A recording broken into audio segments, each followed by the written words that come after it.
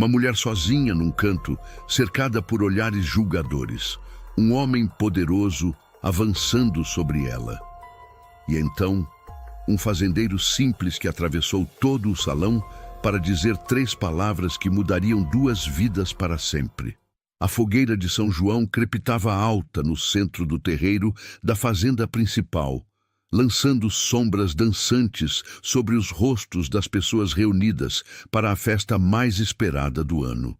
O cheiro de quentão e milho assado preenchia o ar da noite fria, enquanto a sanfona e a viola comandavam os pares que rodopiavam na dança.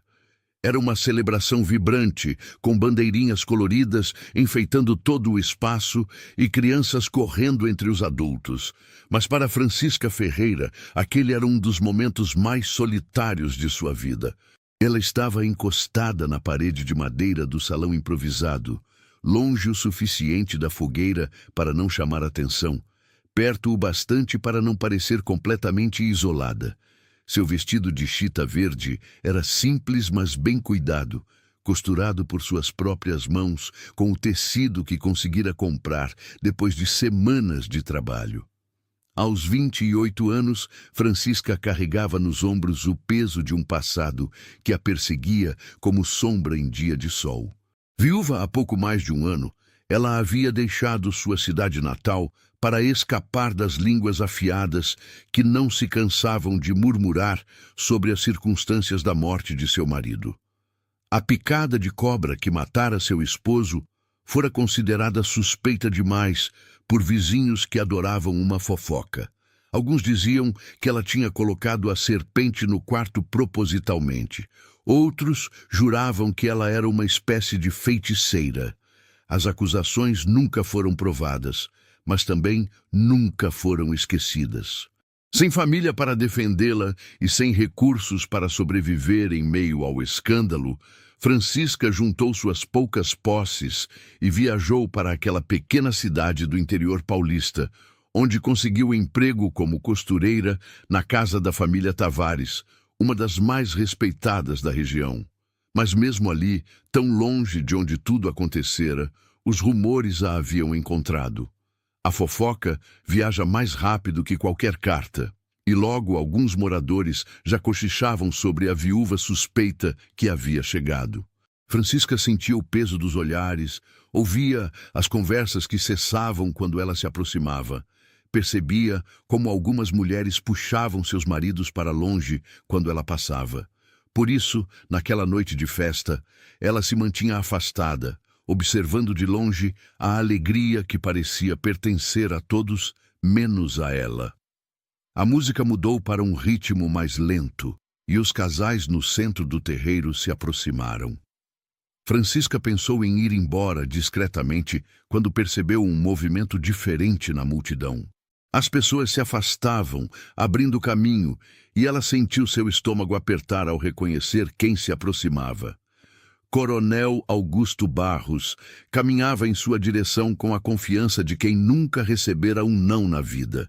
Era um homem alto, de bigodes fartos e roupas caras, dono de mais da metade das terras produtivas daquela região.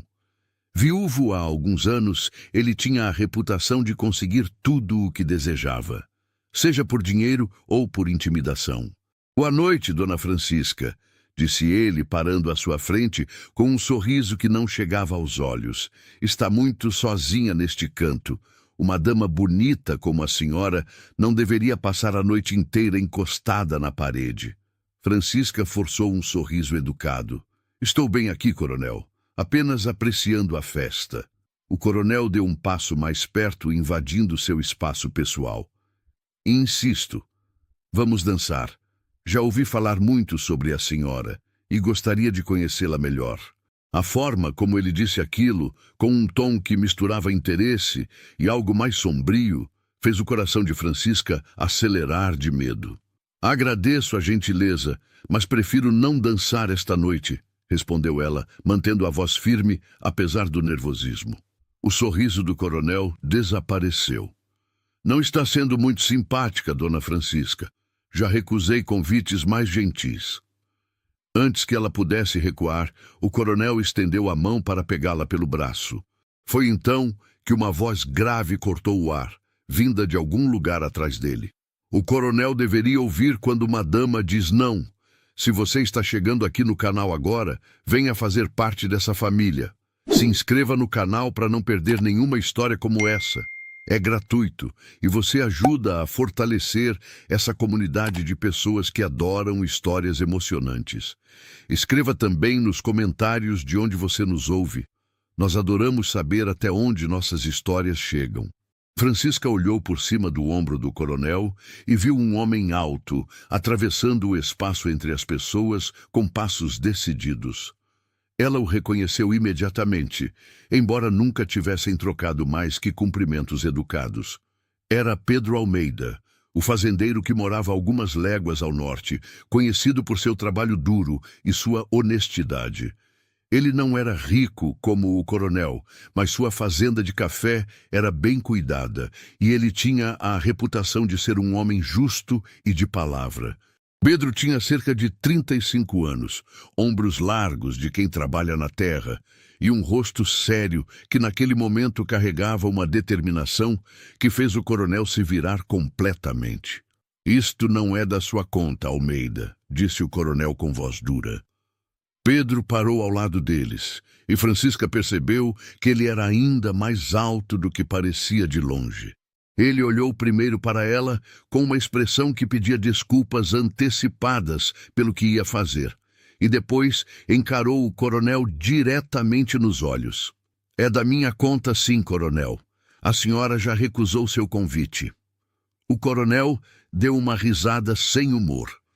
"E o que exatamente o senhor pretende fazer a respeito?" Pedro deu um passo à frente, colocando-se parcialmente entre Francisca e o coronel. "Ela é minha." As 3 palavras caíram como pedras no silêncio que havia se formado ao redor deles. Francisca sentiu seu rosto esquentar e percebeu que todas as pessoas próximas haviam parado de dançar e conversavam, olhando fixamente para a cena. O coronel arregalou os olhos, claramente surpreso. "Sua." Ele repetiu a palavra como se não acreditasse no que acabara de ouvir. "Sim", respondeu Pedro com calma, mas havia aço em sua voz. "Minha, e peço que respeite isso." O coronel olhou de Pedro para Francisca e de volta para Pedro, processando a informação. Seu rosto estava vermelho, mas ele era esperto o suficiente para não criar um escândalo público maior. Não sabia que a viúva tinha um pretendente. Disse ele com um sorriso falso. "Deveria ter avisado antes, dona Francisca. Teria me poupado o constrangimento." Com isso ele virou-se e afastou-se, mas Francisca conseguiu ver a raiva mal disfarçada em seus olhos. Aquilo não havia terminado, ela sabia. Homens como o coronel Augusto não aceitavam humilhação pública facilmente. Quando o coronel se afastou, Pedro finalmente olhou para Francisca. "Peço desculpas por falar pela senhora daquela forma. Não era meu direito, mas achei que ele aceitaria melhor se pensasse que a senhora já estava comprometida." Francisca ainda estava processando o que havia acabado de acontecer. Seu coração batia forte, mas não era apenas pelo susto. Havia algo na forma como Pedro a havia defendido, na firmeza de sua voz, ao dizer aquelas palavras que mexera com algo dentro dela. "Obrigada", foi tudo o que conseguiu dizer inicialmente. Depois, recuperando a compostura, acrescentou: "O senhor não precisava ter feito isso. O coronel é um homem poderoso. Pode criar problemas para o senhor." Pedro deu de ombros. "Já tive problemas piores. E nenhum homem deveria forçar uma mulher a fazer algo que ela deixou claro que não quer." Ao redor deles, as pessoas começavam a voltar às suas conversas e danças, mas Francisca percebia os olhares curiosos e os cochichos. Amanhã a cidade inteira estaria falando sobre o que tinha acontecido. Agora que eu disse aquilo na frente de todos, ele continuou, seria estranho se não dançássemos pelo menos uma música. Só para que pareça verdade. Se a senhora aceitar, claro. Francisca hesitou. Dançar com Pedro significaria dar vida àquela mentira que ele havia criado para protegê-la. Mas recusar agora faria tudo parecer ainda mais estranho. Ela assentiu levemente e Pedro ofereceu seu braço. Eles caminharam até o centro do terreiro, onde outros casais dançavam. A sanfona tocava uma valsa caipira, e Pedro colocou uma mão respeitosamente em sua cintura enquanto segurava sua mão com a outra. Ele era surpreendentemente leve nos movimentos para um homem tão grande, guiando-a pela dança com uma gentileza que contrastava com a firmeza que demonstrara momentos antes. "Eu sei quem é a senhora", Pedro disse baixinho enquanto dançavam. "Sei que trabalha como costureira para a família Tavares. E sei que há pessoas nesta cidade que gostam de falar o que não sabem." Francisca sentiu seu corpo ficar tenso. "Então o senhor ouviu as histórias sobre mim?" "Ouvi", ele admitiu. "Mas também aprendi há muito tempo que pessoas que precisam inventar histórias sobre os outros geralmente não têm nada de interessante em suas próprias vidas." Francisca olhou para ele, surpresa com a resposta. Pedro continuou. "Perdi minha mãe quando era jovem. As pessoas também inventaram histórias. Diziam que meu pai tinha sido cruel com ela, que ela havia fugido. A verdade é que ela morreu de febre, mas isso não importava. As pessoas preferem acreditar no que é mais dramático." "Sinto muito", Francisca disse sinceramente. "É difícil quando as palavras dos outros pesam mais que a verdade." A música terminou, mas em vez de se afastarem, Pedro perguntou: "A senhora vai à missa aos domingos?" Francisca assentiu. "Sempre vou. É no único lugar onde me sinto bem-vinda, mesmo que seja apenas porque a casa de Deus é para todos." "Eu também costumo ir", Pedro disse. "Talvez possamos caminhar até a praça depois do culto, só para conversar. Se o coronel vir que nossa história tem fundamento, talvez ele a deixe em paz." Francisca percebeu que aquilo fazia sentido, mas também percebeu que a ideia de passar mais tempo com Pedro não a incomodava como deveria. "Está bem", ela concordou.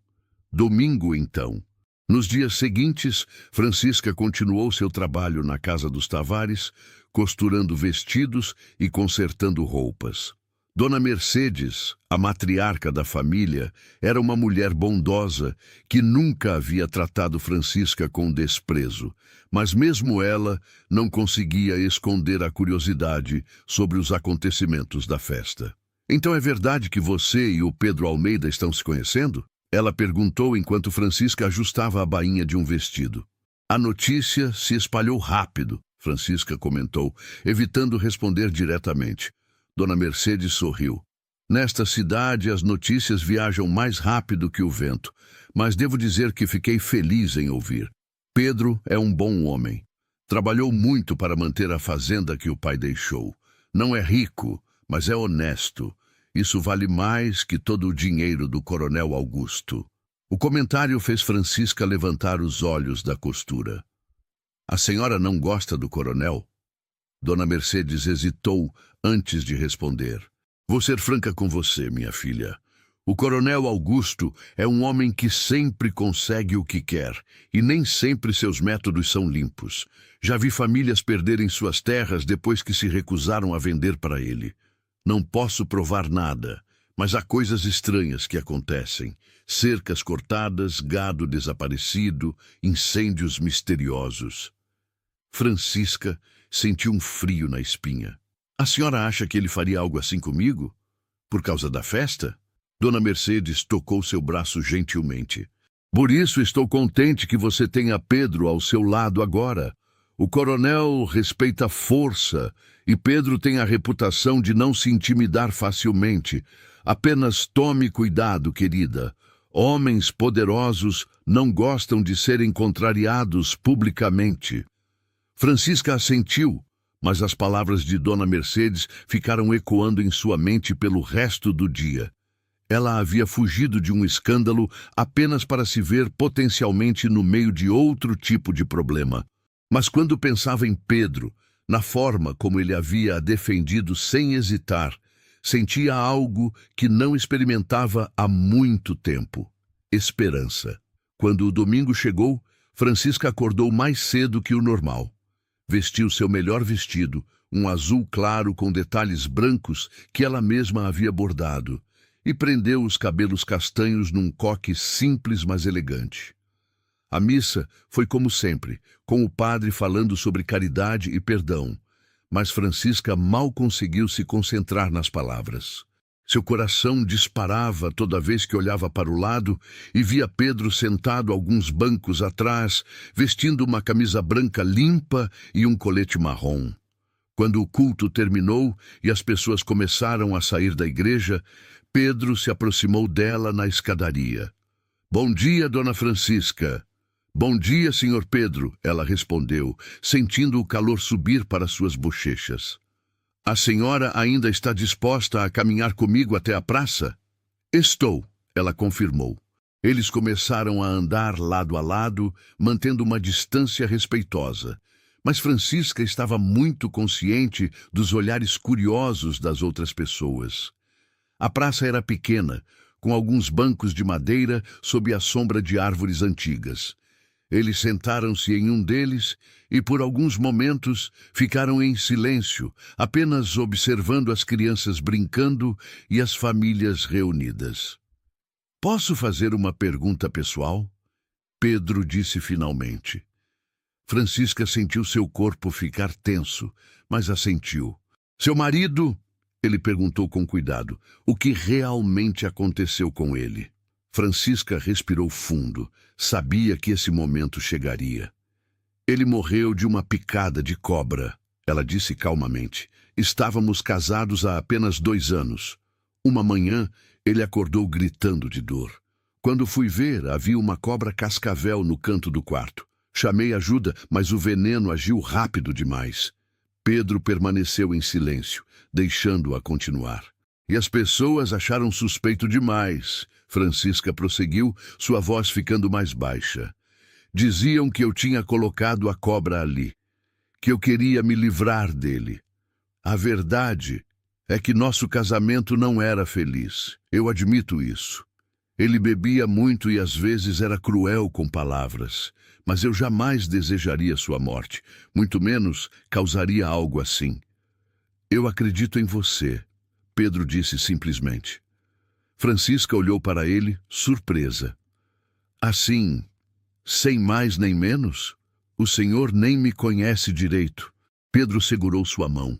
Um gesto simples, mas que fez o coração de Francisca acelerar. "Conheço o suficiente para saber que a senhora não é o que as fofocas dizem. Vejo como trabalha duro, como trata as pessoas com respeito mesmo quando não recebe o mesmo em troca. Isso me diz mais sobre seu caráter do que qualquer história inventada." Lágrimas surgiram nos olhos de Francisca. Fazia tanto tempo que alguém acreditava nela, que alguém a via como ela realmente era.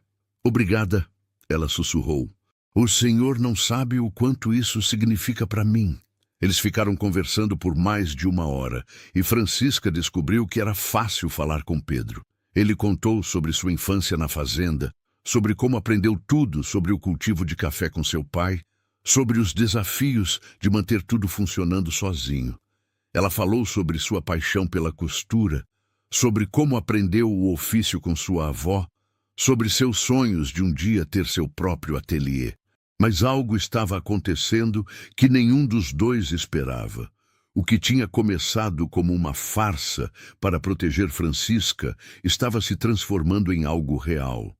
As semanas seguintes trouxeram uma rotina que Francisca passou a valorizar profundamente. Todo domingo, após a missa, ela e Pedro caminhavam até a praça e conversavam por horas. Às vezes, ele a levava para conhecer lugares bonitos nos arredores da cidade, sempre com o cuidado de manter tudo dentro dos limites do que seria considerado apropriado. Francisca sentia-se cada vez mais confortável na presença dele e percebia que ele também se abria mais a cada encontro. Em uma dessas tardes, enquanto caminhavam por uma estrada de terra que levava à fazenda de Pedro, ele parou e apontou para uma propriedade à distância. "Aquela é a minha terra", disse com orgulho discreto na voz. "Não é grande como as do coronel, mas é honesta. Cada pé de café ali foi plantado com meu próprio suor." Francisca observou a extensão dos cafezais, as fileiras organizadas de plantas, a casa simples, mas bem cuidada no topo de uma pequena colina. "É bonito", ela disse sinceramente. "Dá para sentir o carinho que o senhor tem por este lugar." Pedro olhou para ela com uma expressão que Francisca não conseguiu decifrar completamente. "Há muito tempo penso em compartilhar tudo isso com alguém, mas nunca encontrei a pessoa certa, até agora." O coração de Francisca disparou, mas antes que pudesse responder, eles ouviram o som de cavalos se aproximando. 3 homens surgiram na estrada, e Francisca reconheceu um deles como sendo Joaquim, um dos capangas que trabalhavam para o coronel Augusto. "Pedro", disse Joaquim parando o cavalo à frente deles. Seu tom era frio e direto. "O coronel mandou um recado para você. Ele está interessado em comprar sua propriedade. Está disposto a pagar um preço justo." Pedro cruzou os braços. "Já disse antes e repito agora. Minha fazenda não está à venda." Joaquim sorriu, mas não havia humor em sua expressão. "O coronel esperava que você dissesse isso. Por isso me pediu para deixar claro que seria do seu interesse reconsiderar. Coisas ruins podem acontecer com fazendas pequenas como a sua. Acidentes, sabe como é." "Isso é uma ameaça?" Pedro perguntou, dando um passo à frente. Joaquim deu de ombros. "É apenas um aviso amigável. O coronel cuida dos amigos dele, mas pode ser muito difícil para quem escolhe ser inimigo." Os 3 homens deram meia volta e partiram, deixando uma nuvem de poeira para trás. Pedro estava com o rosto fechado, os punhos cerrados. Francisca tocou seu braço suavemente. "É por minha causa, não é? Ele está fazendo isso por causa daquela noite na festa." Pedro suspirou. "O coronel vem tentando comprar minha terra há meses." "Mas sim, depois daquela noite, a pressão aumentou. Não me arrependo do que fiz, Francisca. Nunca me arrependerei. Mas não posso deixar que o senhor perca tudo por minha causa," ela disse, a angústia clara em sua voz. "Talvez se eu for embora da cidade, se eu desaparecer, ele deixe o senhor em paz." Pedro segurou seus ombros, fazendo-a olhar diretamente para ele. "Não quero que você vá embora. Não me importo com as ameaças do coronel. O que me importa é que você fique." "Mas sua fazenda, tudo pelo que trabalhou," ela insistiu. Pedro a puxou mais perto, e pela primeira vez, Francisca viu algo além de gentileza em seus olhos. Havia determinação, mas também havia algo mais profundo. "Francisca, eu não fingi aquilo na festa apenas para proteger você do coronel. Fiz porque desde que você chegou a esta cidade, não consigo parar de pensar em você. Sei que é rápido, sei que mal nos conhecemos, mas sinto que você é a pessoa que eu estava esperando encontrar." Francisca sentiu lágrimas surgirem em seus olhos. "Eu também sinto isso", ela admitiu, "mas tenho tanto medo. Medo de que meu passado arruine tudo, medo de que o coronel faça algo terrível com você, medo de acreditar que posso ser feliz de novo." Pedro limpou uma lágrima que escorria por seu rosto. "Então vamos enfrentar esses medos juntos." Ele não precisou dizer mais nada. Quando seus lábios se encontraram, foi como se todas as peças de um quebra-cabeça se encaixassem perfeitamente. O beijo foi suave, cuidadoso, cheio de promessas não ditas. Quando se separaram, ambos estavam sem fôlego. "Casa comigo", Pedro disse, sua voz rouca de emoção. "Sei que é cedo, mas também sei que não quero passar um dia sequer sem você. Como marido e mulher, podemos enfrentar o coronel juntos, proteger um ao outro." Francisca sabia que deveria hesitar, que deveria ser sensata e pensar nas consequências. Mas pela primeira vez em anos, não quis ouvir a voz da razão. Quis ouvir seu coração, que gritava que aquele homem à sua frente era diferente de todos os outros, que aquilo era real e verdadeiro. Sim, ela respondeu, um sorriso abrindo-se em seu rosto. Sim, eu caso com você. Eles se abraçaram ali, no meio da estrada empoeirada, enquanto o sol começava a se pôr no horizonte. Era um momento de pura felicidade, mas ambos sabiam que a batalha real estava apenas começando. O coronel Augusto não era homem de aceitar derrotas, e ele já havia deixado claro que não descansaria até conseguir o que queria. Naquela mesma noite, Francisca estava em seu pequeno quarto nos fundos da casa dos Tavares quando ouviu batidas urgentes na porta. Era Dona Mercedes, com o rosto preocupado. Francisca, querida, preciso te contar algo que ouvi hoje na cidade. O coronel está espalhando histórias sobre você, dizendo que você enfeitiçou o Pedro, que usou algum tipo de magia para fazê-lo se apaixonar. Está até sugerindo que foi assim que você matou seu primeiro marido. Francisca sentiu como se tivessem jogado água fria nela. Ele está tentando me destruir, ela sussurrou. Dona Mercedes segurou suas mãos. Não vou mentir. Algumas pessoas estão acreditando, mas muitos outros estão questionando. O padre até falou hoje que não devemos julgar sem conhecer a verdade, e há algo mais que precisa saber. O coronel também está conversando com membros da Câmara Municipal. Está dizendo que Pedro está sendo manipulado e que isso pode afetar toda a comunidade. Francisca sentou-se na cama, sentindo o peso da situação. O que ele quer realmente? Por que está fazendo tudo isso? Dona Mercedes hesitou antes de responder. Há rumores de que o coronel tem acordos com pessoas poderosas da capital. Dizem que ele prometeu conseguir terras específicas para um projeto de expansão ferroviária. A fazenda do Pedro está bem no caminho que eles planejaram. Então isso nunca foi sobre mim, Francisca percebeu. Foi sempre sobre as terras. Eu sou apenas uma desculpa conveniente para ele usar contra Pedro.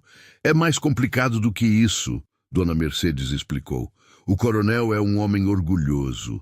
Você o rejeitou publicamente e Pedro o humilhou na frente de todos. Agora ele quer vingança e as terras. Duas coisas pelo preço de uma, na cabeça dele. Francisca se levantou, uma nova determinação tomando conta dela. Preciso falar com Pedro. Precisamos ter um plano.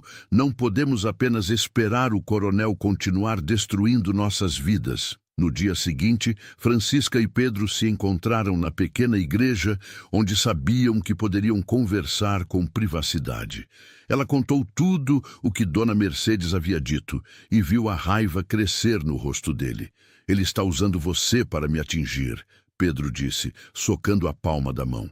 Está tentando fazer parecer que sou um tolo enfeitiçado, mas não sou eu que me importa, Francisca disse. O que me importa é que ele pode tomar tudo de você. Sua fazenda, seu sustento, sua reputação. Não posso deixar isso acontecer. Pedro segurou seu rosto entre as mãos. Você não vai deixar nada acontecer porque não vai enfrentar isso sozinha. Somos um time agora. Mas o que podemos fazer contra um homem como ele? Francisca perguntou, a frustração clara em sua voz. Ele tem dinheiro, poder, influência. Pedro pensou por um momento antes de responder.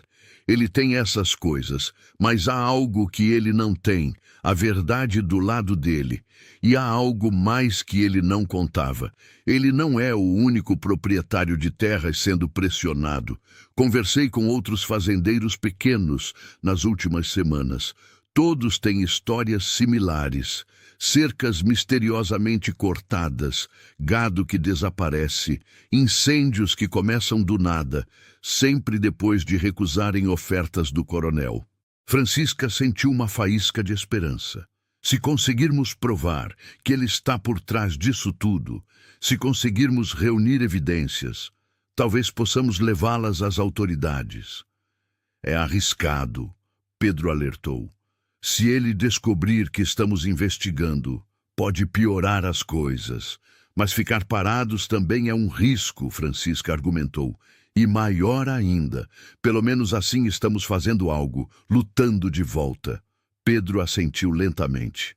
Você está certa. Vou começar a conversar discretamente com os outros fazendeiros, ver se alguém tem provas concretas. Documentos, testemunhas, qualquer coisa que possamos usar. E quanto ao casamento? Francisca perguntou. Ainda quer se casar comigo no meio de tudo isso? Pedro sorriu, e foi o primeiro sorriso verdadeiro que ela vira nele desde o encontro com os capangas do coronel. Especialmente no meio de tudo isso.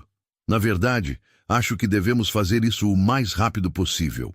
Como marido e mulher, é mais difícil para ele nos separar ou intimidar. E além disso, ele acrescentou, puxando-a para um abraço. Eu não quero esperar nem mais um dia para começar nossa vida juntos. Os preparativos para o casamento foram simples, mas significativos. Francisca costurou seu próprio vestido de noiva, um modelo discreto em tecido branco, com detalhes delicados bordados à mão. Dona Mercedes insistiu em emprestar seu véu, o mesmo que havia usado em seu próprio casamento décadas atrás. O padre concordou em realizar a cerimônia numa manhã de sábado, com apenas algumas poucas pessoas presentes como testemunhas. Pedro usou o melhor terno que possuía, e Francisca nunca o havia visto tão nervoso e feliz ao mesmo tempo. A cerimônia foi breve, mas emocionante. Quando o padre perguntou se Pedro aceitava Francisca como esposa, sua resposta foi firme e clara. Aceito e prometo protegê-la, honrá-la e amá-la todos os dias da minha vida. Quando foi a vez de Francisca, ela olhou nos olhos de Pedro e viu seu futuro refletido ali. Aceito e prometo estar ao seu lado nas alegrias e nas dificuldades, como parceira e companheira fiel. O beijo que selou a união foi aplaudido pelos presentes, e pela primeira vez, desde que chegara àquela cidade, Francisca sentiu que realmente pertencia a algum lugar. A pequena festa após a cerimônia foi realizada na casa dos Tavares, que generosamente ofereceram seu quintal para a celebração. Havia comida simples, mas farta, e os poucos amigos que Pedro e Francisca tinham compareceram com presentes modestos e palavras de incentivo.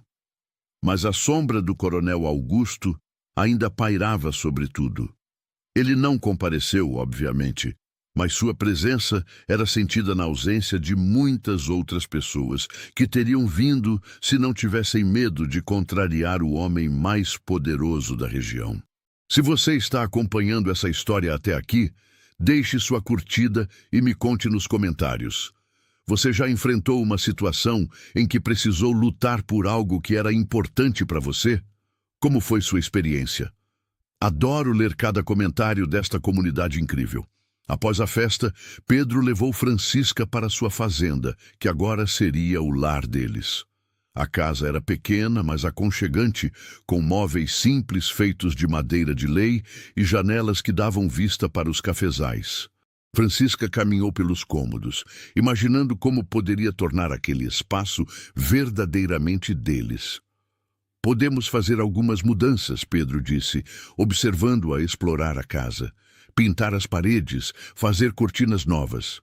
O que você quiser. Francisca se virou para ele, os olhos brilhando. Está perfeito do jeito que está. É nosso, e isso é tudo o que importa. Eles passaram aquela primeira noite como marido e mulher, conversando sobre sonhos e planos, construindo juntos a visão de futuro que queriam criar. Mas a realidade voltou a bater a porta já na segunda semana de casamento. Pedro havia saído cedo para verificar os cafezais quando encontrou uma cena devastadora. Mais de 100 pés de café haviam sido arrancados durante a noite, suas raízes expostas ao sol. Era um trabalho que levaria meses para ser recuperado, e a perda financeira seria significativa. Francisca estava preparando o almoço quando o viu voltar, o rosto marcado pela raiva e frustração. O que aconteceu? Ela perguntou, já sabendo que eram más notícias. Foi o coronel, Pedro disse, jogando o chapéu sobre a mesa. Ou seus homens destruíram parte da plantação. É um recado claro. Francisca sentiu a raiva crescer dentro dela. Não podemos deixar que ele continue fazendo isso. Precisamos agir agora. Concordo, Pedro disse. Já mandei recado para 3 outros fazendeiros que confio. Vamos nos encontrar amanhã à noite, aqui mesmo. Se todos trouxerem o que sabem, talvez tenhamos evidências suficientes para levar à Câmara Municipal ou até ao juiz da comarca. No dia seguinte, como combinado, 3 homens chegaram à fazenda ao cair da noite. Eram fazendeiros como Pedro, homens trabalhadores que lutavam para manter suas propriedades. Sentados ao redor da mesa de jantar, cada um compartilhou sua história. João Silva contou como seu celeiro havia pegado fogo misteriosamente 2 semanas depois de recusar vender suas terras. Antônio Ferraz falou sobre o gado que desaparecera, mais de 20 cabeças numa única noite. Manuel Costa mostrou documentos de uma oferta de compra que o coronel havia feito, com valores muito abaixo do que a propriedade valia. Ele está usando as mesmas táticas com todos nós, Pedro concluiu. Primeiro faz uma oferta baixa. Quando recusamos, começam os problemas. Depois ele volta com uma nova oferta, ainda mais baixa, dizendo que é para nosso próprio bem antes que mais coisas ruins aconteçam. E vocês têm provas concretas ligando esses incidentes ao coronel? Francisca perguntou. Os homens trocaram olhares desconfortáveis. É aí que está o problema, Manuel admitiu. Todo mundo sabe que é ele, mas provar é diferente. Seus homens são espertos, nunca deixam rastros claros. Francisca pensou por um momento. E se conseguíssemos alguém de dentro, alguém que trabalha para ele e esteja disposto a testemunhar? É perigoso, João alertou. Quem trairia o coronel seria marcado para sempre, talvez até corresse risco de vida. Mas pode ser a única forma, Pedro concordou. Conheço um homem que trabalhou para o coronel até o ano passado. Foi dispensado quando questionou algumas ordens. Talvez ele saiba de algo útil. Os homens conversaram até tarde, traçando um plano. Pedro iria procurar o ex-funcionário do coronel. Os outros continuariam documentando qualquer incidente suspeito em suas propriedades. Francisca se ofereceu para usar seus contatos na cidade, as mulheres para quem costurava, para tentar descobrir mais informações sobre os planos do coronel. Nas semanas seguintes, o casal trabalhou incansavelmente. Pedro conseguiu encontrar o ex-funcionário, um homem chamado Roberto, que concordou em testemunhar em troca de proteção. Ele confirmou que o coronel ordenava diretamente os atos de sabotagem e intimidação, e até mencionou um livro de contabilidade onde tudo era registrado, incluindo pagamentos feitos aos capangas por serviços específicos. Francisca, por sua vez, descobriu através de Dona Mercedes que o coronel tinha dívidas consideráveis na capital e precisava daquelas terras urgentemente para saldar compromissos financeiros. A ferrovia era sua única saída e por isso estava tão desesperado. Se essa história está mexendo com você até aqui, considere apoiar clicando em Valeu Demais. O botão Valeu Demais é uma forma de ajudar financeiramente o canal. Esse pequeno gesto nos ajuda a continuar trazendo histórias que emocionam e inspiram pessoas como você. Uma noite, enquanto organizavam todos os documentos e depoimentos que haviam coletado, Francisca olhou para Pedro com admiração. Conseguimos muito mais do que eu imaginava, ela disse. Temos testemunhos, documentos, até evidências financeiras. Pedro assentiu, mas havia preocupação em seus olhos. O problema agora é o que fazer com tudo isso. Se formos à Câmara Municipal, o coronel tem aliados lá. Podem enterrar nossa denúncia. E se formos direto ao juiz, Francisca sugeriu, saltando a Câmara completamente? Pedro considerou a ideia. É arriscado, mas pode ser nossa melhor chance. O juiz da comarca é conhecido por ser justo. Se conseguirmos uma audiência com ele, podemos apresentar tudo de uma vez. Foi então que ouviram barulho do lado de fora.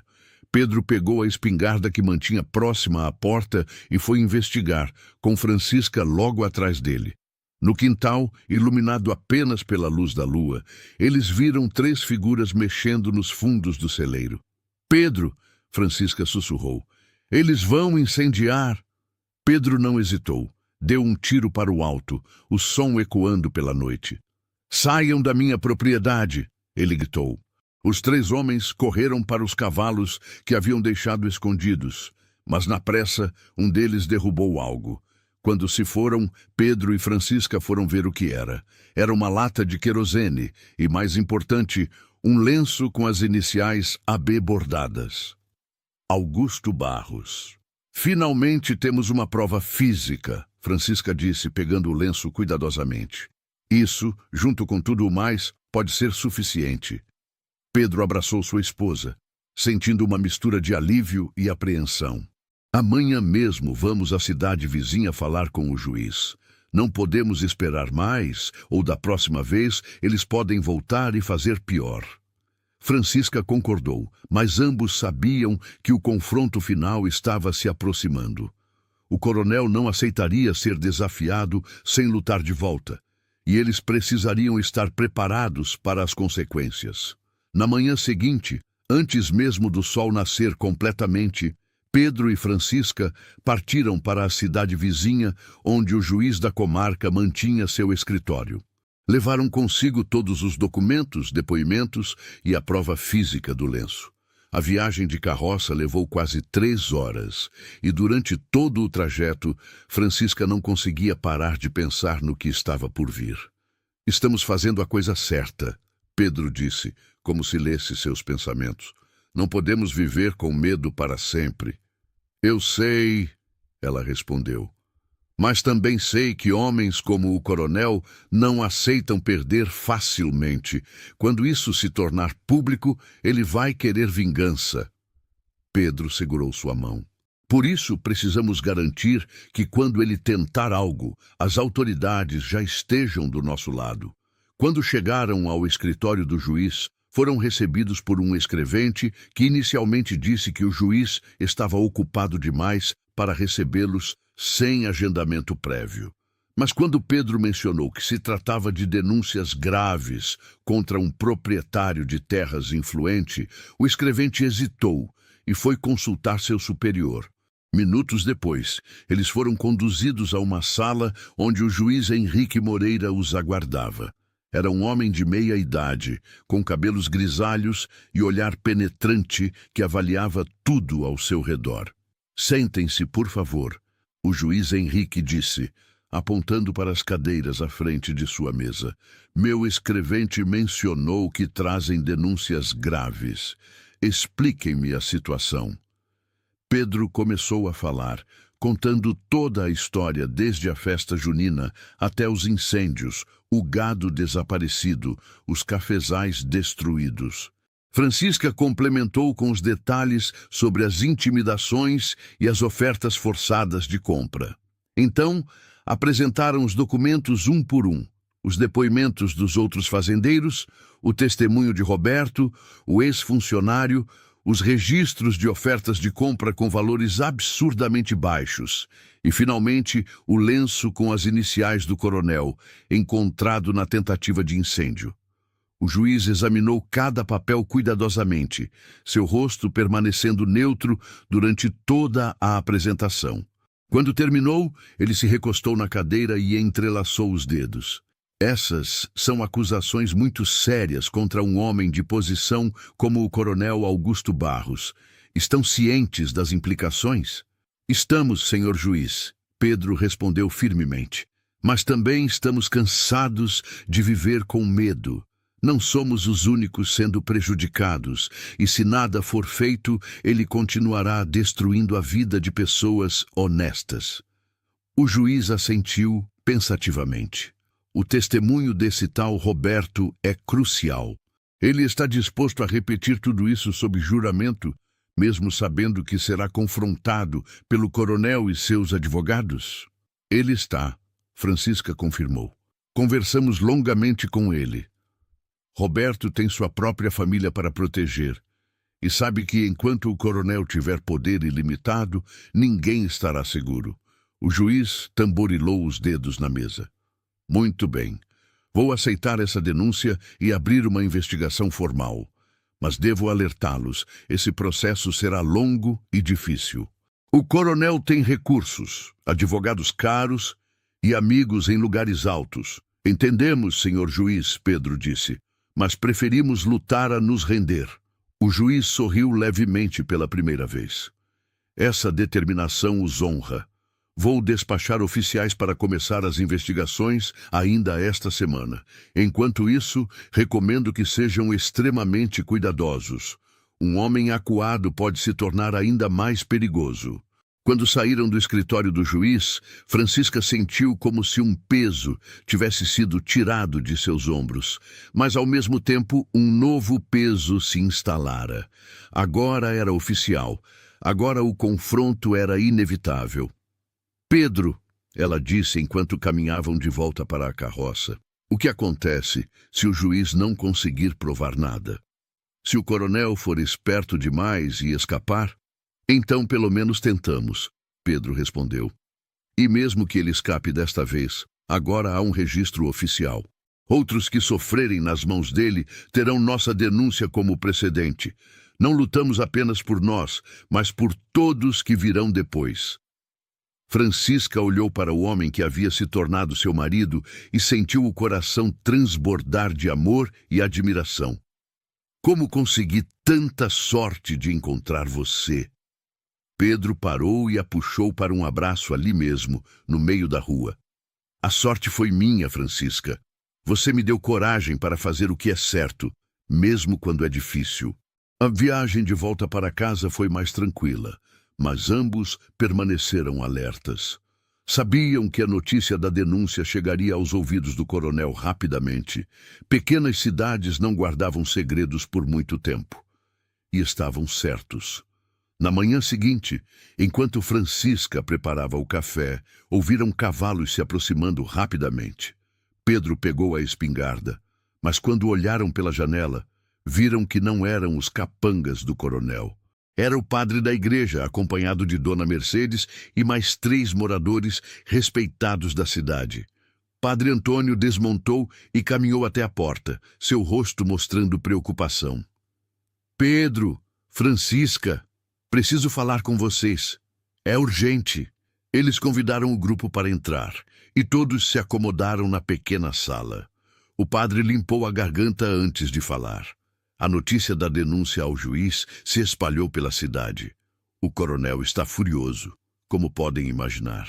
Ele convocou uma reunião extraordinária da Câmara Municipal para hoje à tarde, alegando que precisa tratar de assuntos urgentes relacionados ao desenvolvimento da região. Dona Mercedes pegou a mão de Francisca. Querida, ele está dizendo que vocês são agitadores, que estão inventando histórias para prejudicá-lo porque têm inveja de seu sucesso. Algumas pessoas estão acreditando, mas muitas outras não. Um dos homens, Sr. Tavares, marido de Dona Mercedes, interveio. Nós viemos aqui para oferecer nosso apoio.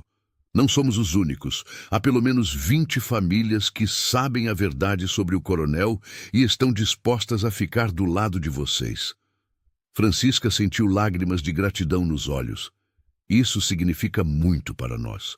Não sabíamos se teríamos algum apoio da comunidade. O padre se inclinou para a frente.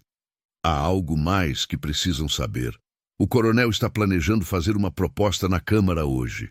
Ele quer que a comunidade vote para expulsá-los da região, alegando que são uma influência negativa. É absurdo, mas ele tem aliados no conselho que podem apoiá-lo. Então precisamos estar lá, Pedro disse imediatamente. Precisamos nos defender.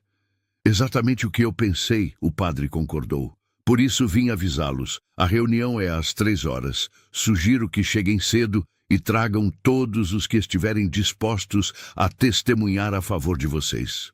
Será um confronto público, e quanto mais vozes tiverem ao seu lado, melhor. Após o grupo partir, Francisca e Pedro passaram as horas seguintes se preparando. Organizaram cópias de todos os documentos que haviam mostrado ao juiz, prepararam seus argumentos e enviaram recados para os fazendeiros que haviam se unido a eles. Quando chegou a hora de partir para a cidade, um pequeno comboio se formou. Eram 7 carroças ao todo, cada uma carregando famílias que haviam sofrido nas mãos do coronel. A Câmara Municipal estava lotada quando chegaram. O coronel Augusto já estava lá, vestido com seu melhor terno, cercado por seus advogados e aliados. Quando viu Pedro e Francisca entrarem, seguidos por tantas pessoas, seu rosto ficou vermelho de raiva. A reunião foi aberta pelo presidente da Câmara, um homem chamado Sebastião, que todos sabiam ser amigo próximo do coronel. Estamos aqui hoje para tratar de um assunto delicado que afeta toda a nossa comunidade, ele começou. O coronel Augusto trouxe à nossa atenção preocupações sobre certos indivíduos que estão espalhando mentiras e causando discórdia. O coronel se levantou, sua voz ecoando pelo salão. Senhores e senhoras, vim a esta Câmara como um homem de negócios respeitável que sempre contribuiu para o crescimento desta região. No entanto, tenho sido vítima de uma campanha difamatória orquestrada pelo Sr. Pedro Almeida e sua esposa. Ele apontou diretamente para o casal. Eles foram ao juiz da comarca com acusações ridículas, baseadas em boatos e testemunhos de pessoas descontentes. Estão tentando manchar minha reputação porque se recusam a aceitar que nem todas as propriedades são viáveis a longo prazo. Ofereci comprar terras por preços justos, apenas para ser acusado de crimes que nunca cometi. Pedro se levantou, sua voz calma, mas firme, cortando através do burburinho. Coronel, o senhor fala de preços justos, mas todos aqui sabem que suas ofertas eram uma fração do valor real das propriedades. E quanto aos incêndios misteriosos, o gado que desaparece, os cafezais destruídos, tudo isso acontece apenas com aqueles que recusam suas ofertas. Isso não é coincidência. Prove, o coronel desafiou. Mostre uma única prova concreta que me ligue a qualquer desses incidentes. Foi então que Francisca se levantou, segurando o lenço com as iniciais bordadas.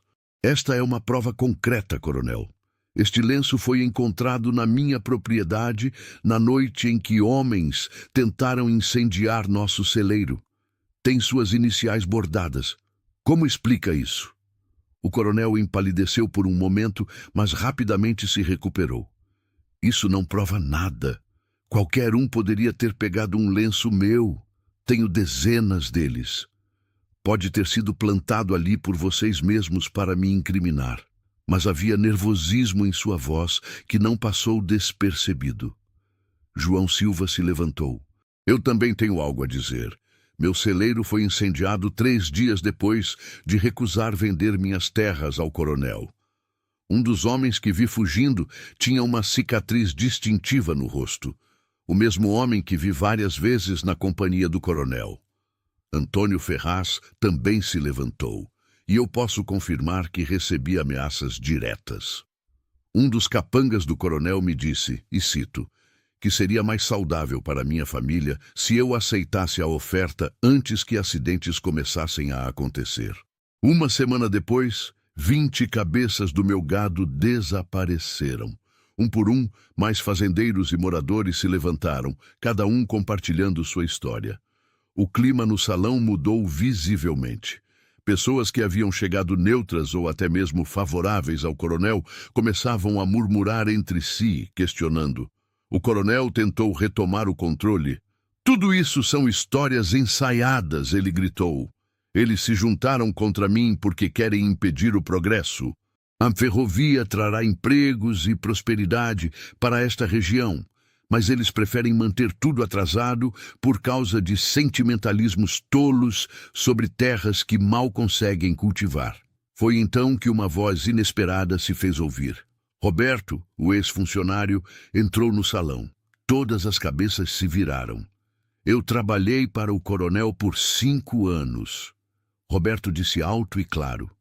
E posso testemunhar sob juramento que tudo o que está sendo dito aqui é verdade.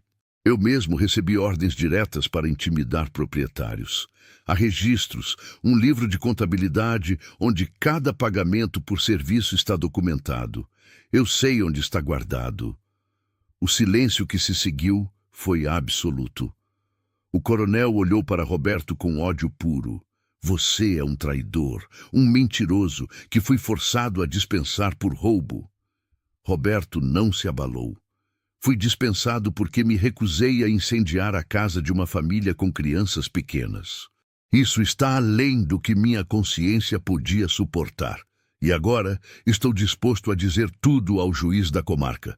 O presidente da Câmara bateu o martelo na mesa, tentando restaurar a ordem, enquanto o salão explodia em conversas agitadas. O coronel Augusto estava visivelmente abalado, seu rosto alternando entre vermelho de raiva e pálido de nervosismo. Seus advogados cochichavam furiosamente em seus ouvidos, tentando desenvolver uma estratégia de defesa. "Ordem, por favor", Sebastião gritou. "Precisamos manter a civilidade nesta reunião." Mas a civilidade já havia sido quebrada. Pessoas que antes tinham medo de falar contra o coronel, agora se levantavam com suas próprias histórias. Uma senhora idosa contou como seu filho havia perdido o emprego na serraria depois que ela se recusou a vender um pequeno lote de terra que pertencia à família há gerações. Um comerciante revelou que havia sido pressionado a não vender suprimentos para fazendeiros que estivessem na lista negra do coronel. Até mesmo o ferreiro da cidade admitiu que fora instruído a cobrar preços absurdos de certas pessoas, tudo sob ameaça de perder os contratos lucrativos que tinha com as propriedades do coronel. Cada testemunho era como uma pedra adicionada a uma pilha que crescia, o peso da verdade ficando impossível de ignorar. Francisca observava tudo com o coração apertado. Via o império de medo que o coronel havia construído desmoronando diante de seus olhos, mas também sabia que isso o tornava ainda mais perigoso. Homens assim não caíam sem lutar e geralmente arrastavam outros consigo. O coronel finalmente encontrou sua voz novamente. "Isso é um absurdo", ele trovejou. "Uma conspiração orquestrada por pessoas amarguradas e fracassadas que querem um bode expiatório para seus próprios problemas. Vocês realmente acreditam nessas histórias fantasiosas?" "Não são histórias fantasiosas quando há evidências concretas", uma nova voz disse da porta. Todos se viraram para ver o juiz Henrique Moreira entrando no salão acompanhado por 2 oficiais. Sua presença imponente comandou o silêncio imediato. "Senhor juiz", o presidente da Câmara gaguejou, surpreso. "Não esperávamos sua presença." "Imagino que não", o juiz respondeu secamente. "Mas quando soube desta reunião extraordinária, achei prudente comparecer pessoalmente." O juiz caminhou até o centro do salão, seu olhar percorrendo todos os presentes antes de pousar no coronel. "Coronel Augusto Barros, recebi denúncias formais contra o senhor envolvendo intimidação, destruição de propriedade e conspiração para a fraude. Com base nas evidências preliminares e nos testemunhos que acabei de ouvir aqui, estou autorizando uma busca completa em suas propriedades, incluindo seus escritórios e registros financeiros." O coronel deu um passo à frente, tentando manter sua compostura. "Com que autoridade o senhor? Com a autoridade que me foi conferida pela comarca e pelo governo territorial?" O juiz interrompeu. "E se o senhor tentar impedir esta investigação de qualquer forma, será considerado obstrução da justiça, o que apenas piorará sua situação." Virou-se para os oficiais. "Conduzam a busca imediatamente. Quero todos os livros de contabilidade, correspondências e qualquer documento que possa ser relevante. E garanto, coronel, que se encontrarmos o que esperamos encontrar, o senhor responderá por cada crime cometido." A expressão do coronel mudou. A arrogância deu lugar ao desespero e então ao ódio puro. Ele olhou ao redor do salão, para todas as pessoas que antes o temiam e respeitavam, e viu apenas acusação em seus olhos. Vocês vão se arrepender disso, ele disse, sua voz baixa e ameaçadora. Especialmente você, apontando para Pedro e sua bruxa de esposa. Acham que venceram, mas isso está longe de terminar. Cuidado com suas palavras, coronel, o juiz advertiu. Ameaças públicas também são crime. O coronel saiu do salão seguido por seus advogados, mas todos puderam ver que era a saída de um homem derrotado. O murmúrio no salão cresceu até se tornar uma celebração cautelosa. Pessoas começaram a cumprimentar Pedro e Francisca, agradecendo por sua coragem. Dona Mercedes abraçou Francisca com lágrimas nos olhos. Vocês fizeram o que todos nós tínhamos medo de fazer. Deram voz aos que eram silenciados pelo medo. O padre Antônio colocou a mão no ombro de Pedro. Esta comunidade tem uma dívida com vocês dois. Mostraram que juntos somos mais fortes que qualquer tirano. Não importa quanto dinheiro ou poder ele tenha, mas Francisca não conseguia relaxar completamente. Ela conhecia homens como o coronel, havia vivido com um. Quando acuados, quando perdiam tudo, tornavam-se imprevisíveis e perigosos. Pedro, ela sussurrou, agarrando o braço do marido, precisamos ter cuidado. O que ele disse não foi uma ameaça vazia. Pedro assentiu, compartilhando sua preocupação. Vamos pedir para alguns dos homens ficarem de guarda na fazenda por alguns dias, até que a situação se acalme completamente. Nas noites seguintes, enquanto os oficiais do juiz vasculhavam as propriedades do coronel, Pedro e Francisca mal conseguiam dormir. Mantinham a casa trancada e a espingarda sempre à mão. João Silva e Antônio Ferraz se revezavam montando guarda, e suas esposas ficavam com Francisca durante o dia para que ela não estivesse sozinha. Foi na terceira noite após a reunião da Câmara que tudo chegou ao clímax. Francisca acordou com Pedro sacudindo seu ombro suavemente. Tem alguém lá fora, ele sussurrou. Vi movimentos perto do celeiro. Ela sentou-se imediatamente, o coração disparando. Quantos? Não sei ao certo. Pelo menos 3 ou 4. Pedro já estava vestindo as calças e pegando a espingarda. Fique aqui dentro e tranque a porta. Se algo acontecer, corre para a casa do João. Está a apenas 10 minutos daqui. Não vou deixar você enfrentar isso sozinho, Francisca disse, levantando-se também. Pedro segurou seu rosto entre as mãos. Por favor, meu amor, preciso saber que você está segura. Não posso me concentrar lá fora se estiver preocupado com você aqui dentro. Francisca queria discutir, mas viu a lógica em suas palavras. Está bem, mas tome cuidado. Prometa que vai voltar para mim. Prometo.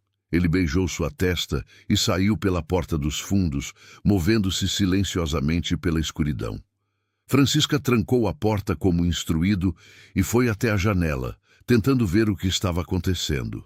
A lua estava parcialmente coberta por nuvens, tornando difícil distinguir formas na escuridão. Então ela viu sombras movendo-se perto do celeiro, carregando o que pareciam ser tochas. Iam incendiar tudo. O som de um tiro rompeu o silêncio da noite, e Francisca teve que morder a mão para não gritar. Mais tiros se seguiram, vindos de direções diferentes. João e Antônio deviam ter ouvido e vindo ajudar. Ela viu figuras correndo, ouviu gritos e então o som inconfundível de cavalos galopando. Os invasores estavam fugindo. Francisca correu para a porta, destrancando-a e saindo para o quintal. "Pedro!" ela gritou. "Pedro, onde você está? Estou aqui!" A voz dele veio da direção do celeiro. "Estou bem!" Ela correu em direção à voz e o encontrou junto com João e Antônio, todos ilesos, mas claramente abalados. "Conseguimos afugentá-los", João disse, mas um deles deixou algo cair. Antônio segurava uma tocha apagada e algo mais. Era uma carta, dobrada e lacrada com o selo do coronel. Pedro a abriu e leu à luz da lanterna que João segurava. Seu rosto ficou cada vez mais sério. "O que diz?" Francisca perguntou, temendo a resposta. "É uma ordem", Pedro disse, sua voz tensa, escrita e assinada pelo coronel. "Ordena a destruição completa desta propriedade", e ele hesitou, "e a eliminação de qualquer obstáculo." "Isso é uma ordem de morte", Antônio disse, chocado. "Ele ordenou que matassem vocês." Francisca sentiu suas pernas fraquejarem, mas Pedro assegurou. "Isso é tudo de que precisávamos", ele disse, uma nova determinação em sua voz. "Esta carta é a prova definitiva. Não são mais apenas testemunhos ou evidências circunstanciais. É uma ordem de assassinato escrita e assinada por ele." "Precisamos levar isso ao juiz agora", João disse. "Esta mesma noite. Não podemos esperar até amanhã." Os 4 concordaram, e deixando Antônio para guardar a propriedade, Pedro, Francisca e João montaram seus cavalos e galoparam através da noite até a cidade vizinha, onde o juiz residia. Chegaram pouco antes do amanhecer, e o escrevente do juiz inicialmente resistiu a acordá-lo, mas quando soube da urgência, cedeu. O juiz Henrique apareceu minutos depois, vestindo um robe, mas totalmente alerta quando viu seus rostos. "O que aconteceu?" "Houve outra tentativa de incêndio", Pedro explicou. "Mas desta vez, um dos homens deixou cair isto." Ele entregou a carta ao juiz. O juiz leu o documento e Francisca viu sua expressão endurecer. "Isto é condenação direta", ele disse. "Com isto e as evidências que já coletamos em suas propriedades, incluindo o livro de contabilidade que Roberto mencionou, temos mais que suficiente para prendê-lo." Ele se virou para seu escrevente. "Acorde os oficiais imediatamente. Vamos emitir um mandado de prisão para o coronel Augusto Barros por múltiplas acusações, incluindo tentativa de homicídio, destruição de propriedade, extorsão e intimidação. Quero que ele seja preso antes do meio-dia." "Senhor juiz", João disse hesitante, "o coronel é um homem poderoso. Ele pode tentar fugir se souber que estamos vindo." O juiz sorriu sem humor. "Já tomei a precaução de ter homens vigiando todas as saídas de sua propriedade principal desde que começamos a busca. Ele não vai fugir." Francisca finalmente permitiu-se sentir um lampejo de esperança. "Acabou então? Ele vai pagar por tudo que fez?" "Vai pagar", o juiz confirmou. "E quando eu terminar de investigar completamente, garanto que ele passará muitos anos pensando sobre as consequências de suas ações. A justiça às vezes demora, mas eventualmente alcança até os mais poderosos." O sol estava nascendo quando Pedro, Francisca e João voltaram para a fazenda.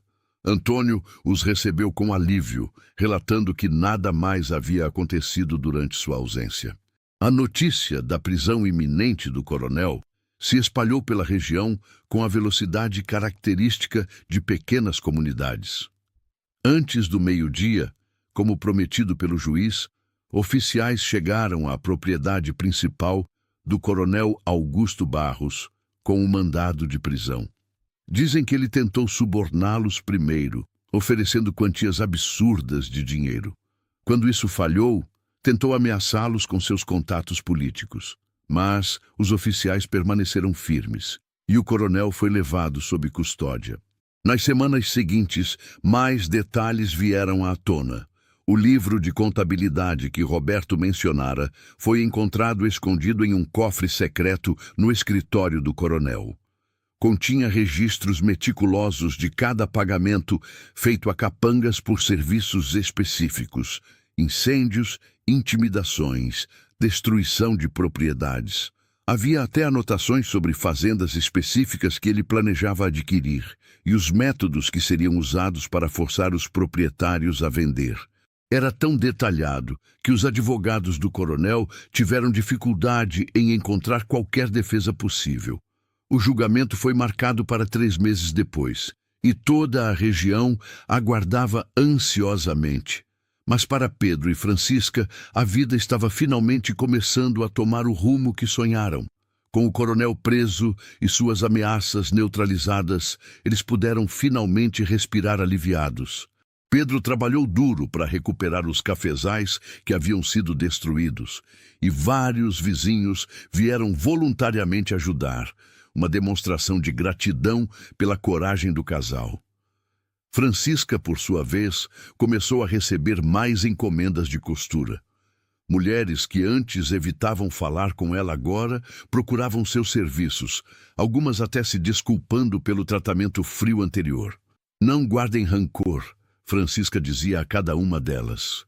O medo faz as pessoas agirem de formas que não são verdadeiramente quem elas são. O importante é que agora estamos livres dele.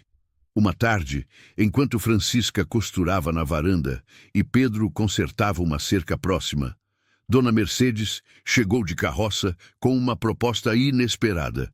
Francisca, querida, ela começou sentando-se ao lado dela. Tenho pensado muito sobre seu talento com agulha e linha. Você já considerou abrir seu próprio ateliê na cidade? Francisca parou de costurar, surpresa. Um ateliê próprio? Nunca pensei que seria possível. Bem, eu e algumas outras mulheres conversamos e estamos dispostas a investir. Há uma pequena loja vaga na rua principal.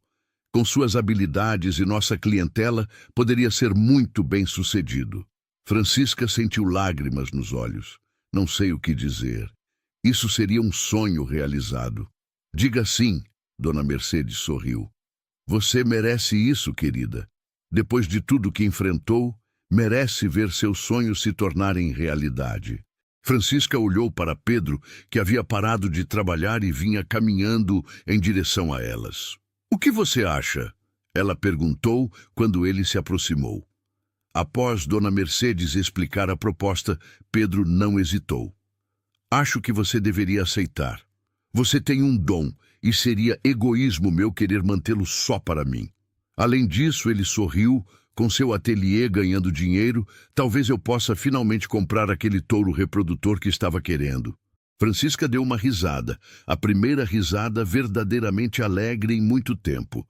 Então está decidido, vou abrir meu ateliê. As semanas seguintes foram de preparação intensa. Dona Mercedes e suas amigas ajudaram Francisca a equipar a pequena loja, conseguindo tecidos, linhas, agulhas e tudo mais que seria necessário. Pedro construiu prateleiras e um balcão de atendimento. No dia da inauguração, uma pequena multidão se reuniu, curiosa e solidária. Francisca cortou a fita simbólica, oficialmente abrindo o ateliê Francisca. As encomendas começaram a chegar imediatamente. Vestidos para ocasiões especiais, roupas para crianças, consertos e ajustes. Francisca trabalhava de sol a sol, mas era um trabalho que amava, e pela primeira vez em sua vida estava construindo algo que era verdadeiramente seu. Pedro continuava cuidando da fazenda, e nas noites eles se reuniam em casa, compartilhando as histórias do dia, fazendo planos para o futuro. Quando chegou o dia do julgamento do coronel, metade da cidade compareceu ao tribunal. O caso foi apresentado com precisão devastadora pelo promotor público. Testemunha após testemunha subiu ao banco, contando suas histórias. O livro de contabilidade foi apresentado como evidência. A carta com a ordem de destruição e morte foi lida em voz alta. Os advogados do coronel tentaram argumentar que seu cliente estava sendo perseguido por ciúme e inveja, que era um homem de negócios legítimo sendo atacado por concorrentes menores. Mas as evidências eram esmagadoras demais. Até mesmo o júri, composto por homens da região que inicialmente poderiam ter sido simpáticos a um fazendeiro rico, não pôde ignorar a verdade diante de seus olhos. O julgamento durou 5 dias. Na manhã do 6º dia, o júri retornou com seu veredicto. Culpado em todas as acusações, o juiz Henrique, mantendo sua expressão séria, proferiu a sentença. Coronel Augusto Barros, Você abusou de seu poder e posição para aterrorizar pessoas honestas. Usou violência, intimidação e fraude para expandir seus interesses às custas de outros. Este tribunal o condena a 15 anos de prisão com trabalhos forçados. Adicionalmente, todas as suas propriedades serão confiscadas e vendidas em leilão público, com os recursos sendo usados para compensar suas vítimas. O coronel, que durante todo o julgamento mantivera uma expressão de arrogância, finalmente desmoronou. Quando foi levado para fora do tribunal, ele parecia ter envelhecido 10 anos. Francisca, sentada ao lado de Pedro na galeria, não sentiu triunfo, apenas um profundo alívio. Acabou, ela sussurrou. Realmente acabou. Pedro segurou sua mão. Sim, meu amor. Agora podemos finalmente viver nossas vidas em paz. Nos meses seguintes, a vida na região começou a mudar. Com o coronel removido e suas táticas de intimidação expostas, outros fazendeiros menores começaram a prosperar. As terras confiscadas foram leiloadas e muitas foram compradas por famílias trabalhadoras que queriam uma chance de construir suas próprias vidas. A comunidade, que havia sido dividida pelo medo, começou a se unir novamente. O ateliê de Francisca tornou-se não apenas um lugar de negócios, mas um ponto de encontro para mulheres da região. Enquanto esperavam por suas encomendas ou faziam ajustes, elas conversavam, compartilhavam histórias, apoiavam umas às outras. Francisca se tornou uma figura respeitada na comunidade, não apenas por sua coragem em enfrentar o coronel, mas por sua generosidade e bondade. Ela frequentemente fazia roupas de graça para famílias que não podiam pagar e ensinava jovens mulheres o ofício da costura, dando-lhes uma forma de ganhar seu próprio sustento. Pedro também prosperava. Sua fazenda de café produziu uma colheita excepcional naquele ano, e ele usou parte dos lucros para comprar mais terras adjacentes que foram leiloadas da propriedade do coronel. Ele se tornou um líder natural entre os fazendeiros da região, sempre disposto a ajudar vizinhos e compartilhar conhecimento. Uma tarde, Francisca estava trabalhando em seu ateliê quando sentiu uma onda de náusea. Dona Mercedes, que estava por perto escolhendo tecidos, percebeu imediatamente. "Querida, você está bem?" Você ficou pálida de repente. Francisca sentou-se rapidamente numa cadeira, esperando a sensação passar. "Deve ser algo que comi no café da manhã", ela disse, mas Dona Mercedes tinha um sorriso conhecedor no rosto. "Ou talvez seja algo mais especial", ela sugeriu gentilmente. Quando foi sua última vez? Francisca parou para pensar e percebeu, com um choque de surpresa e alegria, que estava atrasada há mais de um mês.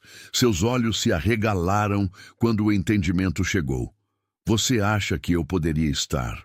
"Só há uma forma de saber com certeza", Dona Mercedes disse, "mas já vi esse mesmo olhar em dezenas de mulheres. Você está radiante, minha filha. Acho que há um bebê a caminho." Francisca passou o resto do dia num estado de encantamento nervoso. Quando fechou o ateliê ao final da tarde e voltou para casa, encontrou Pedro cuidando dos cavalos no estábulo. Ele olhou para ela e imediatamente percebeu que algo era diferente. "Aconteceu algo?" ele perguntou, largando o que estava fazendo e caminhando até ela. "Algo maravilhoso", ela respondeu, pegando suas mãos e colocando-as sobre sua barriga. "Acho que vamos precisar começar a construir um berço." Pedro levou um momento para entender, e quando compreendeu, seu rosto se iluminou com uma alegria que Francisca nunca havia visto antes. "Um bebê? Nós vamos ter um bebê?" Ela assentiu, lágrimas de felicidade escorrendo por seu rosto. "Vamos ter um filho, Pedro. Nossa família está crescendo." Ele a pegou nos braços e a girou, ambos rindo e chorando ao mesmo tempo. Quando finalmente a colocou no chão, ele ajoelhou-se e beijou suavemente sua barriga. "Olá, pequenino", ele sussurrou. "Seu pai está aqui e prometo cuidar de você e de sua mãe pelo resto da minha vida." Francisca passou os dedos pelos cabelos dele, seu coração tão cheio de amor que parecia que ia explodir. Nos meses seguintes, enquanto sua barriga crescia, Francisca continuou trabalhando no ateliê, embora Dona Mercedes e outras amigas insistissem que ela deveria descansar mais. Pedro tornou-se ainda mais protetor, constantemente preocupado com seu bem-estar. Ele construiu um berço de madeira com suas próprias mãos, entalhando pequenos desenhos de flores e pássaros nas laterais. A notícia da gravidez se espalhou pela comunidade, e as pessoas reagiram com genuína alegria. Mulheres apareciam no ateliê com presentes feitos à mão, cobertores de crochê, roupinhas de bebê, chocalhos de madeira. Era como se o bebê que estava por vir pertencesse não apenas a Pedro e Francisca, mas a toda a comunidade que havia lutado junta pela liberdade. Quando os primeiros sinais do parto começaram numa manhã fria, Pedro correu para buscar a parteira, Dona Josefa, a mulher mais experiente da região em trazer bebês ao mundo. O trabalho de parto durou quase um dia inteiro, com Pedro andando nervosamente do lado de fora do quarto, enquanto Dona Mercedes e outras mulheres ajudavam dentro. Finalmente, quando o sol começava a se pôr, o choro forte de um recém-nascido encheu a casa. "É um menino", Dona Josefa anunciou abrindo a porta. "Um menino saudável e forte. Pode entrar, papai." Pedro entrou no quarto com as pernas trêmulas e viu Francisca recostada na cama, exausta mas radiante, segurando um pequeno embrulho nos braços. Quando ele se aproximou e viu o rosto de seu filho pela primeira vez, lágrimas começaram a correr livremente por suas bochechas. "Ele é perfeito", Pedro sussurrou, tocando delicadamente a bochecha do bebê. "É a coisa mais bonita que já vi. Quer segurá-lo?" Francisca perguntou, estendendo o bebê para ele. Com cuidado extremo, Pedro pegou seu filho nos braços, maravilhado com o quanto ele era pequeno e ao mesmo tempo perfeito. "Como vamos chamá-lo?" Francisca perguntou. Pedro olhou para ela e então de volta para o bebê. "Que tal, Miguel? Foi o nome do meu pai. Ele teria amado conhecer seu neto." "Miguel", Francisca repetiu, sorrindo. "Miguel Almeida. É perfeito." Nos dias seguintes, a casa foi invadida por visitantes trazendo comida, presentes e congratulações. O padre veio benzê-lo. Dona Mercedes trouxe uma cesta cheia de suprimentos. Até o juiz Henrique fez uma visita rápida, presenteando o bebê com uma bíblia familiar onde poderia ser registrada a árvore genealógica. A vida estabeleceu-se em uma nova rotina. Francisca reduziu suas horas no ateliê para cuidar de Miguel, mas continuou trabalhando algumas horas por dia, muitas vezes com o bebê dormindo num berço portátil ao seu lado. Pedro equilibrava o trabalho na fazenda com momentos de paternidade, e os vizinhos frequentemente o viam caminhando pelos cafezais com Miguel amarrado ao peito num pano, o bebê observando tudo com olhos curiosos. À noite, os três se reuniam na varanda. Pedro e Francisca conversando sobre o dia, enquanto Miguel dormia entre eles. Eram momentos de paz profunda, tão diferentes dos tempos de medo e incerteza que haviam vivido não muito tempo atrás. Quando Miguel completou 6 meses, a comunidade organizou uma festa de celebração que foi também uma forma de comemorar tudo o que haviam conquistado juntos. Foi realizada na praça da cidade, com música, comida e danças. Francisca, segurando Miguel no colo, olhou ao redor e viu tantos rostos amigos, pessoas que haviam se tornado sua família escolhida. "Você já pensou", ela disse a Pedro enquanto dançavam devagar com o bebê entre eles, "que há pouco mais de 1 ano eu estava sozinha naquela festa, sem saber se teria um futuro aqui? E agora olhe para nós", Pedro disse, beijando sua testa. "Uma família, um negócio próspero, amigos verdadeiros. Às vezes ainda não consigo acreditar." Francisca olhou para os olhos dele, aqueles mesmos olhos que a haviam defendido quando ela mais precisava. "Você sabe o que mais me surpreende?" Ela perguntou. O quê? Que aquelas 3 palavras que você disse naquela noite, ela é minha, começaram como uma mentira para me proteger, mas se tornaram a verdade mais bonita da minha vida. Eu sou sua, Pedro, e você é meu, e juntos construímos algo que ninguém pode nos tirar. Os anos seguintes trouxeram mais mudanças e crescimento. Miguel cresceu forte e saudável, um menino curioso que adorava seguir o pai pelos cafezais e assistir a mãe costurar no ateliê. Quando ele tinha 3 anos, Francisca descobriu que estava esperando outro bebê. Desta vez, uma menina que eles chamaram de Rosa, em homenagem à avó de Francisca que lhe havia ensinado a costurar. O ateliê de Francisca se expandiu e ela precisou contratar 2 ajudantes para dar conta de todas as encomendas. Tornou-se conhecido não apenas na região, mas em cidades vizinhas, com pessoas viajando horas para ter um vestido feito por ela. Mas Francisca nunca perdeu seu toque pessoal, sempre conversando com cada cliente, entendendo suas necessidades e sonhos. A fazenda de Pedro também prosperou. Ele introduziu novas técnicas de cultivo que aprendera com fazendeiros de outras regiões, e sua produção de café tornou-se uma das melhores da área. Mas mais importante que o sucesso financeiro era o respeito que conquistara. Jovens fazendeiros vinham pedir seus conselhos, e ele sempre recebia todos com paciência e generosidade, nunca esquecendo dos dias difíceis que havia enfrentado. A comunidade como um todo havia mudado. Com o exemplo de coragem de Pedro e Francisca, outras pessoas aprenderam a não aceitar injustiças silenciosamente.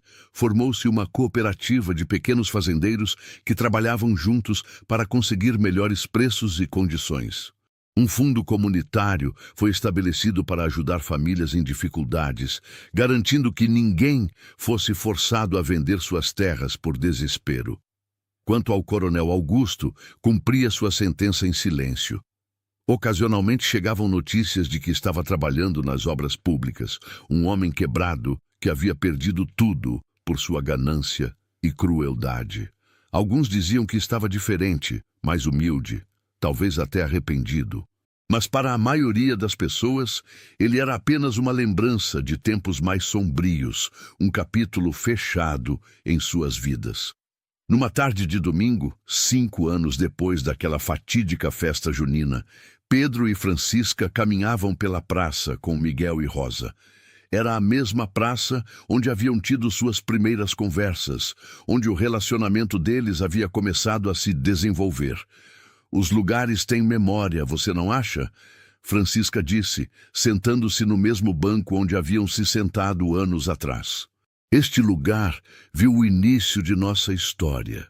Pedro sentou-se ao lado dela, Miguel subindo em seu colo enquanto Rosa explorava as flores próximas sob o olhar atento da mãe. Às vezes penso em como minha vida seria diferente se não tivesse atravessado aquele salão naquela noite, ele refletiu. Se tivesse deixado o coronel te intimidar.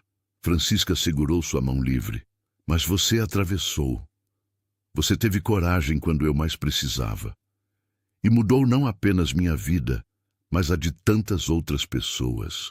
Pedro olhou ao redor da praça, vendo famílias aproveitando o dia, crianças brincando, pessoas conversando tranquilamente.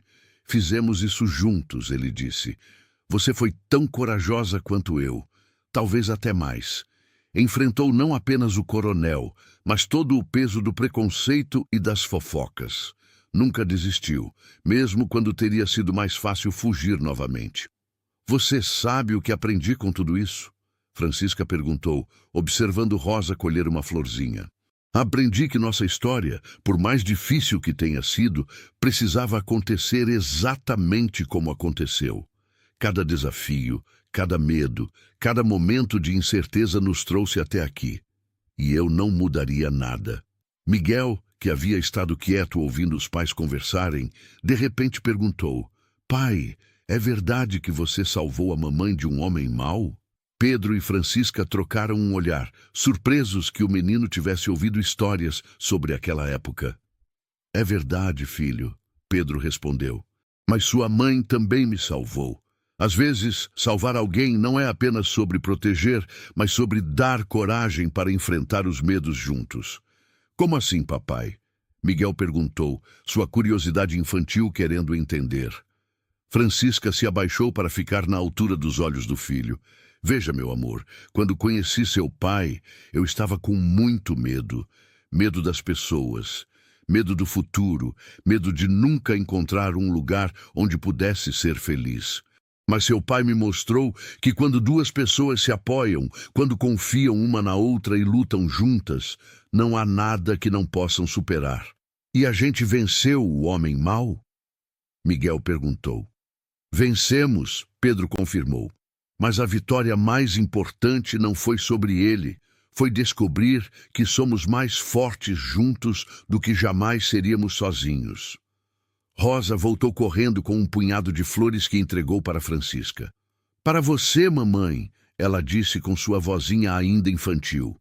Obrigada, minha linda, Francisca disse, sentindo lágrimas de gratidão nos olhos.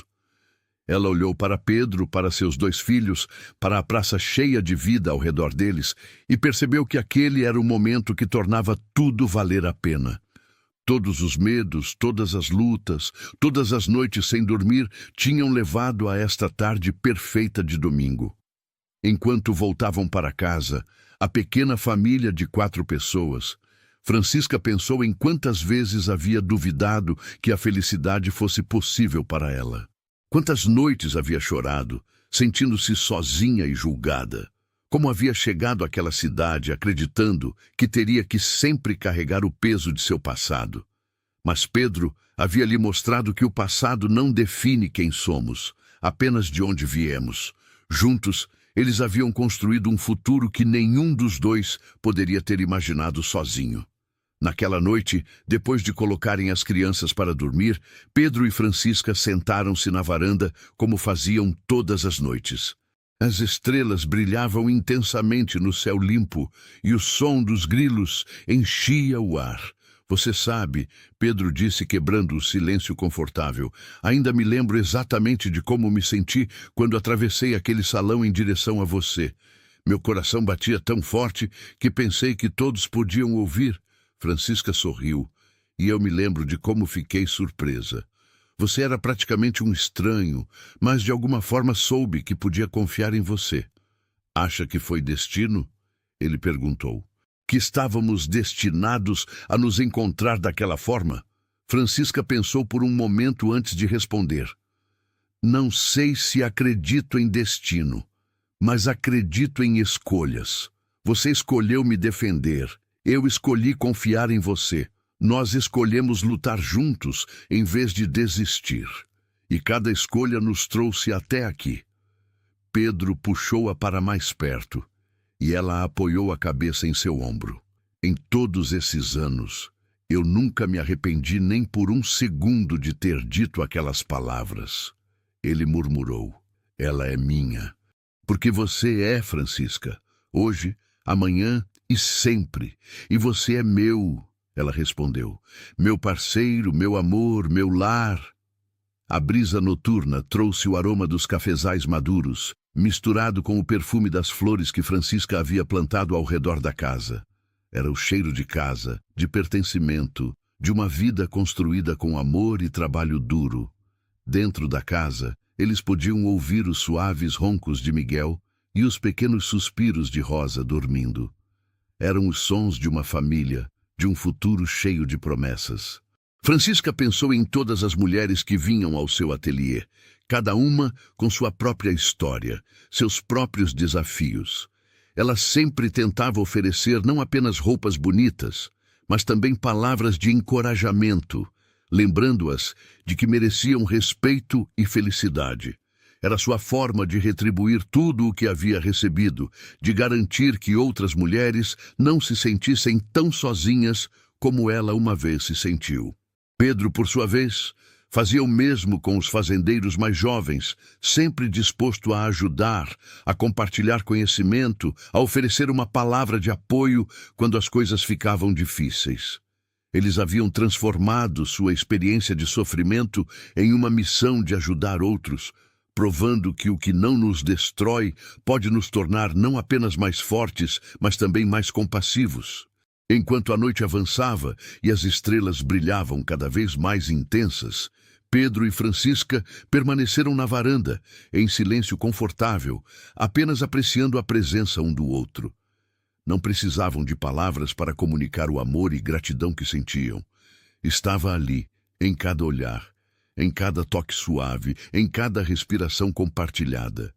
A história deles havia começado com 3 palavras ditas num momento de desafio. Ela é minha. Mas ao longo dos anos, essas palavras haviam ganhado um significado muito mais profundo.